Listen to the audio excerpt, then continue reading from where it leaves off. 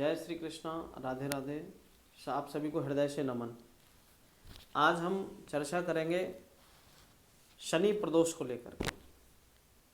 शनि प्रदोष इस वर्ष 2020 का लास्ट प्रदोष है, जो 12 तारीख को है, और इसके बाद में 2021 में ही शनि प्रदोष आएगा। शनि प्रदोष के दिन भगवान शिव की आराधना करना, विशेष रूप से किसी इस प्रकार के प्रकल्प को लेकर के, जैसे जो धन का अनुगमन करता हो,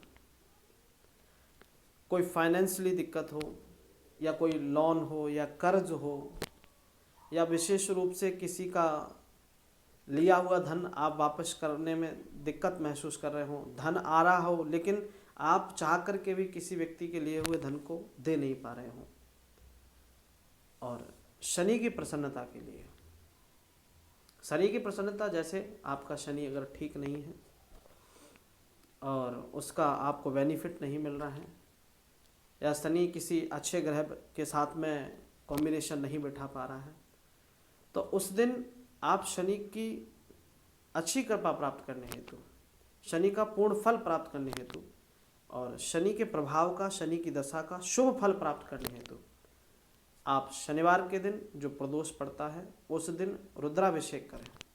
और रुद्राभिषेक एक व्यक्तिगत मेरी जो सलाह है वो ये है कि रुद्राभिषेक आप करें, लेकिन उसके लिए एक वस्तु नियत होनी चाहिए। नियत वस्तु, जैसे कि यदि आप लक्ष्मी की कामना रखते हैं तो आप गन्ने के रस से रुद्राभिषेक करें शनिवार के दिन।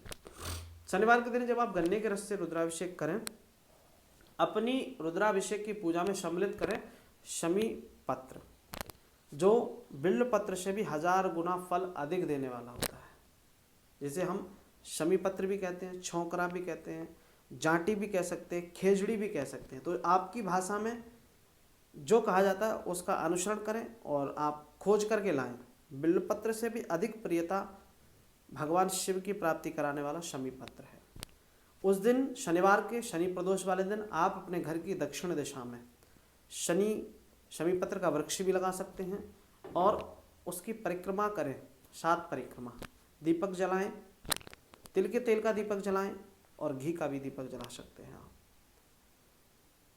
प्रदोष व्रत रखें भगवान शिव की कृपा से, क्योंकि शनिदेव के गुरु भी हैं, इष्ट भी हैं, और भगवान की अहित की कृपा, भगवान शिव भोलेनाथ की कृपा प्राप्त करने के लिए शनि प्रदोष सबसे व्यवस्थित दिन है, सबसे श्रेष्ठ दिन है। और किसी भी प्रकार की जमीनी विवाद को खत्म करने के लिए, यदि आपका कोई केस मुकदमा इत्यादि है, शत्रु यदि अधिक प्रबल हो रहे हैं, तो शत्रु शमन के लिए आप सरसों के तेल से शनि प्रदोष वाले दिन यदि अभिषेक करते हैं तो आपको उसमें बहुत बड़ा लाभ होगा। विशेष रूप से ध्यान रहे, प्रदोष व्रत में मौन का बड़ा महत्व है। जो व्यक्ति प्रदोष व्रत करता है उसको अधिक नहीं तो कम से कम दिन के 1 परार्ध तो मौन रहना ही चाहिए। प्रदोष व्रत के करने से आप राज्य लाभ भी प्राप्त कर सकते हैं, खोया हुआ राज्य भी प्राप्त कर सकते हैं, ऐसा प्रदोष व्रत की कथा में आता है।